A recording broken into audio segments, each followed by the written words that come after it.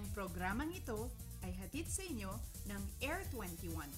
Sagot ko, padala mo!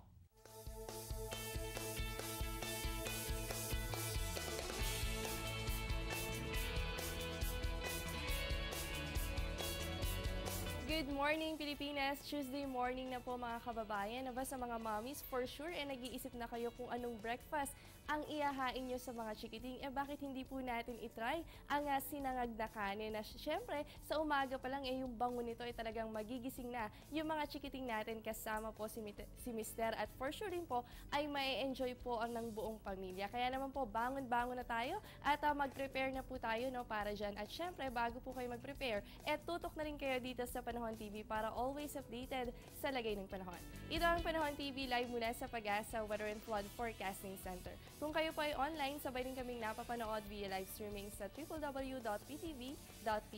At ngayong umaga po ako po ang inyong makasama, ang inyong weather body, Jessie Basco. Bago po sa ating ulat panahon ay naglabas po nagdeklara po ang Cavite at Bataan ng walang pasok ngayong araw, August 5, 2014. Para sa lahat ng antas sa Cavite, kayo po ay walang pasok ngayong araw, habang sa Bataan ay magpapatuloy po ang class suspension nyo ngayong araw ng Martes. Yan po ay dahil sa pag-ulan na dulot nga po ng hanging habagat o yung southwest monsoon. Para naman sa mga kababayan natin sa Marikina, kagabi pasado alas 8 ay itinaas ang Alert Level 1 sa Marikina River. Ito ang unang level mula sa 4 na alert level ng Marikina. Kapag nakapasa ilalim na sa Alert Level 1, tumaas na ng 15 meters ang tubig sa Marikina River at nagbibigay na ito ng babala para sa mga residenteng nakatira malapit sa ilog. At alas 2 kaninang umaga ay nananatili pa rin ito sa 15 meters water level. 6 mula sa 8 floodgates ay bukas na. Yan po ay mula sa Public Information Office ng Lungsod ng Marikina. Sa ibang usapin naman po ay matatandaan, ika-3 ng Agosto ay nagkaroon ng wildfire incident sa Rapu-Rapu, Albay.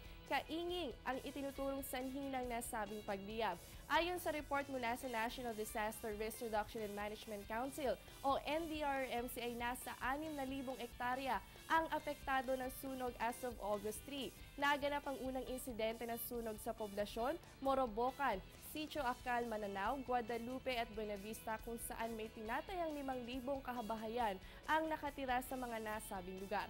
Apektado na rin ang Sitio Minto at San Ramon, Batan Island. Umabot naman sa 2,065 pamilya ang apektado ng sunog. Dahil din dito ay apektado na rin po ang linya ng tubig, ganun din ang ikinabubuhay ng mga kababayan natin. History naman po tayo mga kaibigan. Ang birthday mo ba ay August 5?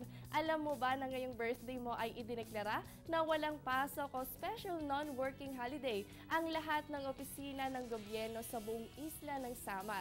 Yan ay sa bisa ng Presidential Proclamation No. 759. Ito rin ay bilang pagkilala sa naiambag ni Jose Avellino, ang dating Senate President na ka-birthday mo. Ngayon ay ika-124 na kaarawan ni Avellino. Nang maisabatas niya ang unang samahan ng mga manggagawa sa Region 8, ay tinawag siya na Father of the Philippine Workmen's Compensation Law. Isa rin siya sa nagtatag ng Liberal Party, si Avellino. Isa na namang dagdag kaalaman niya mula dito sa Panahon TV. Samantala, silipin naman po natin ang mga astronomical data mula sa Pag-asa. Simulan po natin yan sa ating sunrise and sunset.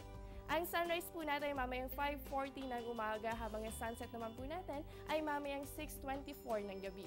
Ang moonrise po natin, yan po ay mamayang 1:01 p.m. habang ang moonset naman po natin ay 11:58 ng gabi. Yan po ay merong 60% illumination. At para naman po sa ating phases of the moon ngayong araw po, August 5, ay nasa waxing gibbous ang phase ng ating buwan. Ibig sabihin ay more than half lighted pero less than full illuminated ang buwan. Magaganap o nagaganap ang waxing gibbous moon 1 o 2 linggo pagkatapos po yan ng new moon. Madalas na masilayan ang buwan sa ganitong phase sa pagitan ng tanghali hanggang takip silim. Lumulubog naman ito after midnight. Yan po ay merong illumination na 66%. Para naman po sa ating tidal prediction, ito po ay hatid sa atin ng NAMRIA. Ang high tide po natin ay mamayang 4:80 ng umaga at yan po may 1 meters na level ng tubig, habang ang low tide naman po natin ay at 12:39 ng umaga at yan po ay may 0.40 meters na level ng tubig.